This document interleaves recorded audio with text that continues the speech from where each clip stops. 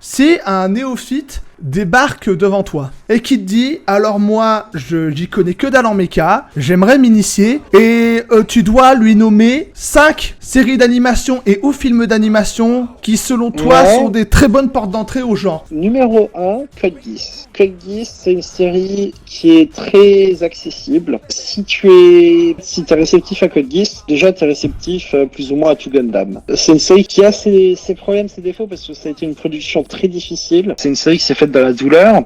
Et ça se répercute sur le produit final. Néanmoins, ça reste quand même une série très sympa, une très belle prod. Thématiquement, c'est accessible tout en présentant des tropes, des archétypes de personnages aussi, qu'on va retrouver dans beaucoup de séries de mecha, principalement dans les séries Gundam. Gundam First, donc la série 79, ou la trilogie de films, entre guillemets, c'est une bonne porte d'entrée, parce que en fait, tu te fais filtrer dès le départ. Si tu trouves ça moche, si t'arrives pas à accrocher, et ben c'est pas fait pour toi, et pars pas ton temps avec les séries de mecha, presque, j'ai envie de dire. D'accord. Néanmoins, si on est réceptif, personnellement, je trouve que c'est une des meilleures séries. Pat Labor, les OVA et la série télé, très bien pour les néophytes. C'est un temps assez léger, et donc c'est très agréable à regarder. Et aussi, ça permet de casser un peu le stigmate que le mecha, c'est juste des combats de robots. Pat Labor, c'est du slice of life, où de temps en temps, il monte dans les robots, où il lave un robot.